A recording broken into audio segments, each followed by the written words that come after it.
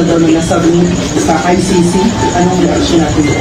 Alam mo, kung maniwala kay ni Trillanes ang bakla na yan, walang ginawa na kung hindi magdaldal.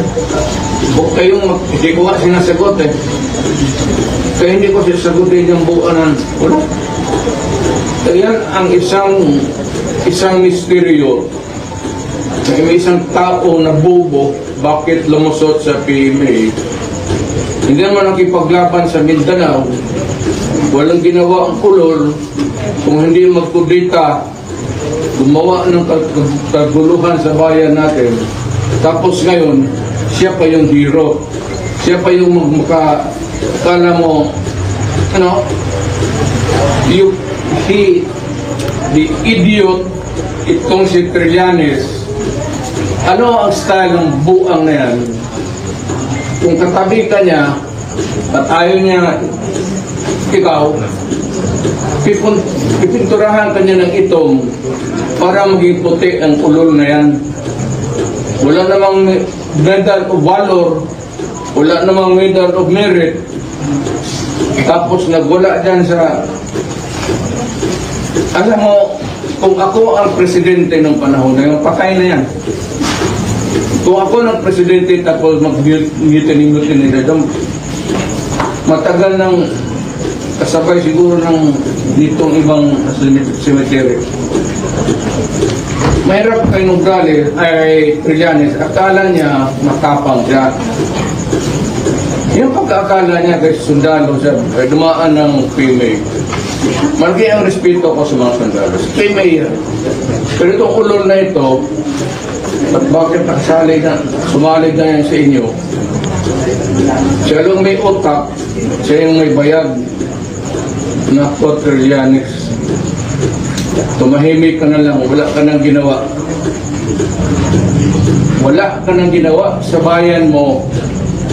You have nothing to contribute or had contributed to this country.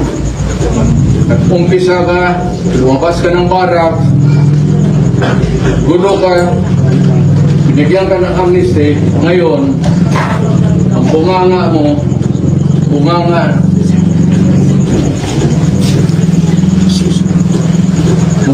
keke. Kala mo na sundalo,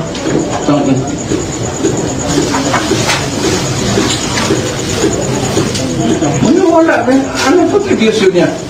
Anong nagawa niya sa Pilipinas para kung magsalita ka ng hero? What have you contributed to this country?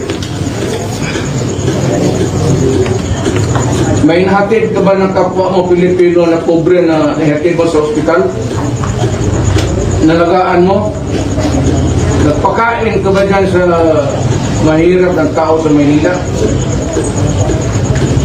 Hindi ka nga kilala sa Caloocan tapos gusto kang... Alam mo, pag tumakbo ka Trillanes sa Caloocan, doon ako magkampanya. Utang ina mo, doon ba ako makita? Doon kita babuin. Talagang babuin, talagang babuin. At kunin ko yung mga istorya ng mga classmates mo sa PMA, pati yung sundalo. Doon ko sinasabihin sila, ito yung sinabi ng mga sundalo sa ulol na ito.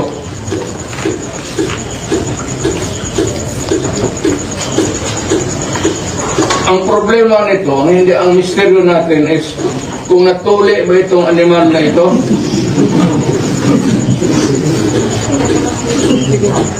Buang-buang gago sino. Mayor, ngayong All-Souls Day, bali, ano po ba ang mensahe niyo sa inyong parents considering ang mga nangyayari ngayon sa inyo? Ako. Well, maybe sa langit, I'd like to assume or presume na sa langit ng tatay pa rin nanay. Kita naman nila at malapit na rin ako. Tanda na ako. Kunting panahon ako. Kung makita yung katawan ko, dito na rin ako. Sabi ko dyan na sa isang kanto, tinuro ko nga bibong dyan para hindi pa sila doon.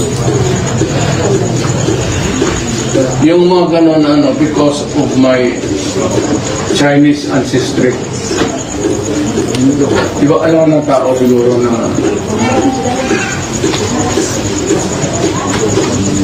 may duwa kong Egypt.